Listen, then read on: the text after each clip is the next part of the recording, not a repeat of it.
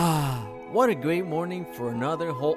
なんで反応しちゃうから like I was saying, another whole... 別の兄弟だからいいんじゃねえか Like I said, another whole... Good morning, my brother. Anyways, let's talk about the most popular romance of the season.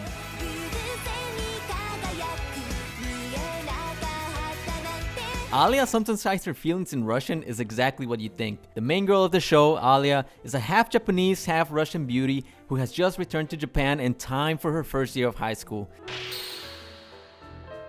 She is described as a dreamy, beautiful girl who happens to be just as cold to most. 私はあなたに興味がありません Underneath this, she is just a simple girl who is playful and down to earth, as seen when she engages with the people she talks to. Honestly, how can anyone hate her with her shy moments and cheeky attitude at times? On the other hand, we have Kuse, your typical male counterpart who not only looks like a simpleton, but also acts lazy and indulges in his interests. He was previously part of the student council in middle school and mostly gave up on trying to stand out in his high school days. Of course, being able to talk to Alya is one of the perks his friends believe he has. This main duo leads the anime premise, as all the Russian comments Alya makes are either directed at him or around him. These comments can typically range from making fun of him to really wanting his attention. And the best part? Kuze knows fully well what she's saying. Since he used to have a Russian childhood friend, he remembers and understands her completely, without obviously her knowing, of course. This dynamic duo creates a fun environment filled with what you can already expect from the usual RomCom shows. Just imagine a girl running down the halls yelling in Russian, or when she's crying her heart out while eating the demonic ramen she is taken to. Nobody understands it, and that's the best part. It is even better when you add the current talk of the hour and she's present, the girl known as Yuki.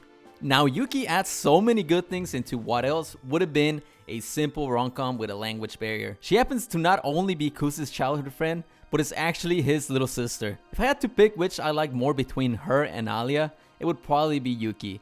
And no, not because of that. She has two sides in her life. One being a role model student and student council member, and the other one being an 100% otaku girl on her free time. Her constant teasing to Alya whenever she's around is great, but the voice acting and animation truly elevated that much more. Like when she's in the school cafeteria, or when she drags her along to eat some demonic ramen. This girl is such a treat, and it just adds life to the show. 待ったごめん待った待った We've already had some epic moments in the first two episodes of the show. In episode 1, we got the instant classic sock scene, all with your boy gaining a new fetish along with the fan service. In episode 2, well, you already saw at the beginning, but I'll throw it once more. We got this. Good morning, my brother. 反応しちゃうから Now, in the third episode, we got so much more. We got to see Alya's backstory and what made her the Ice Princess, as people would often call her. We got to see how and why she befriended Kuze and how she came to like him at all. Which, by the way, we got all that build-up just to see him take all the spotlight away in her own cutscene.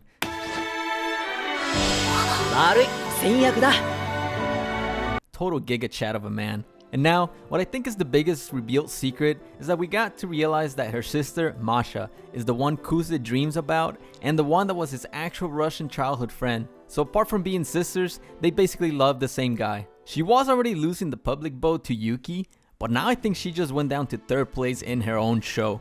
All in all, this anime is a great comedy and romance to watch. It is going to be a great ride, so stick around. Anyways, see ya.